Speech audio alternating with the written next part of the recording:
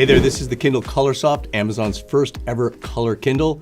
I've been using it for a few days, so let's jump right into the review to find out what it's all about and how it compares to the new Kindle Paperwhite and similarly sized color e-ink e-readers from Kobo. Okay, in case you missed it, this wasn't the only new Kindle Amazon introduced this fall. It also announced upgraded versions of its entry-level Kindle, the Kindle Paperwhite, and its tablet-style e-reader, the Kindle Scribe.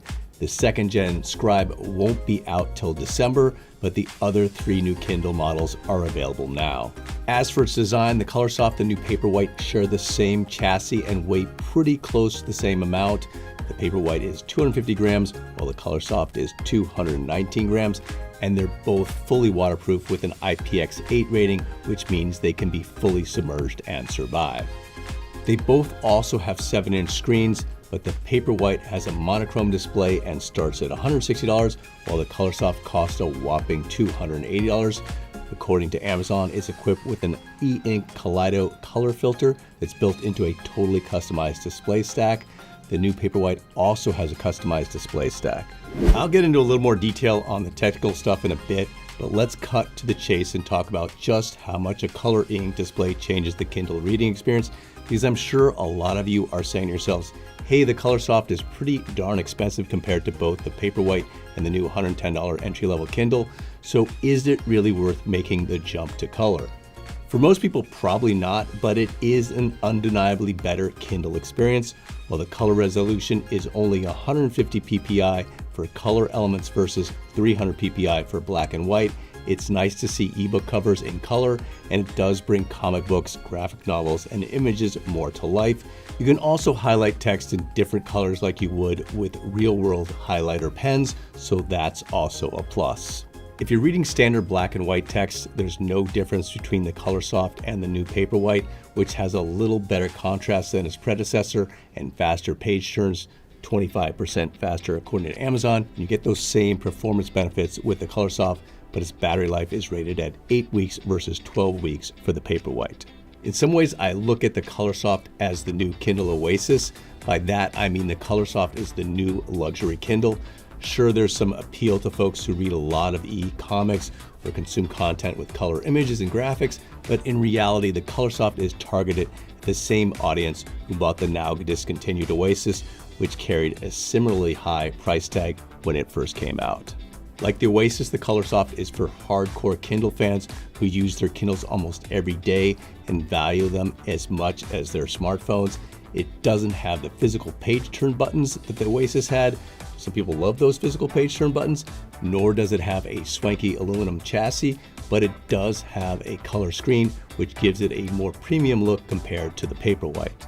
Unlike the Paperwhite, which comes in a standard version and a signature edition, the Colorsoft only comes in a signature edition. As with the step-up version of the Paperwhite, the signature edition of the Colorsoft includes more storage, 32 gigabytes instead of 16 gigabytes, as well as wireless charging and an auto-adjusting front light sensor that sets the built-in light to a brightness setting based on the environment you're in. As I said in my first look video, I'm not quite sure why Amazon went with the Colorsoft name.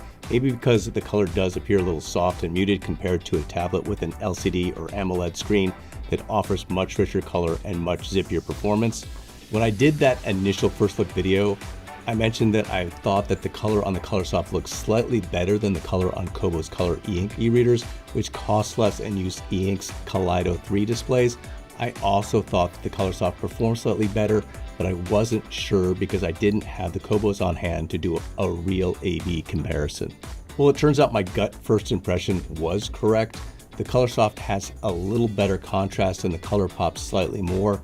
Amazon says the Colorsoft uses the same oxide backplane with custom waveforms as the new Paperwhite, and that custom display includes a new light guide with nitride LEDs that, when combined with custom algorithms, enhances color and increases brightness. While these e-ink displays are inherently more sluggish than LCD technology, you can pinch and zoom to get a closer look at images and text. I downloaded some comics and compared the pinch and zoom functionality between the Colorsoft and the Kobo Libra Color, which also has a 7-inch screen. I thought the Colorsoft had slightly smoother performance overall. To be clear, the display and performance differences between the Colorsoft and the Libra Color are small, but they are noticeable.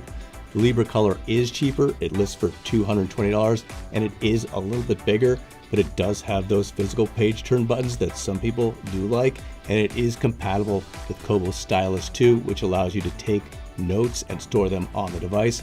However, the Stylus 2 is a $70 accessory. Amazon hasn't said anything about its new premium pen for the Scribe working with the Colorsoft, and as far as I know, the Colorsoft will never have stylus support, but it would be nice if it did. Like some people, I find it slightly annoying that Amazon continues to place this power button on the bottom of the device and not the top.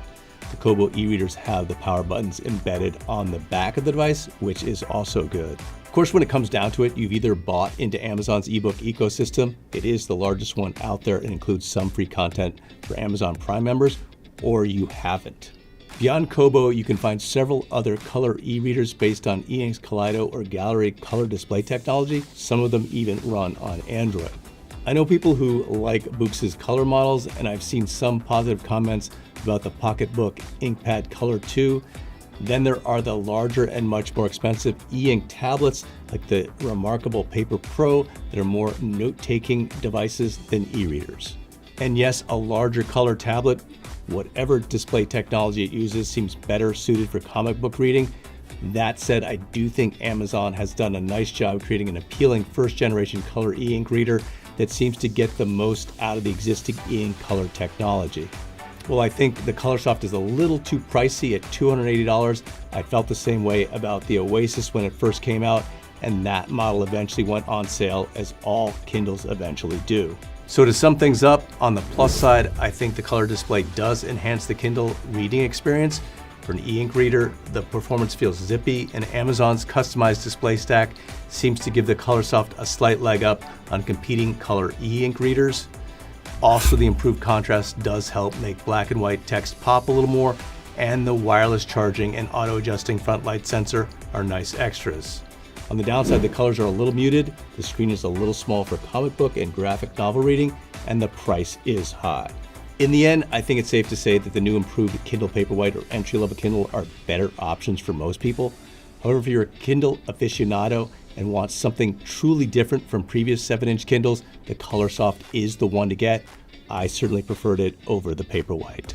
As always, let me know what you think about the Kindle Colorsoft in the comment section below. And if you found this video informative at all, hit the like button and subscribe to this channel if you haven't already. I'm David Carmen for CNET.com. Thanks for watching.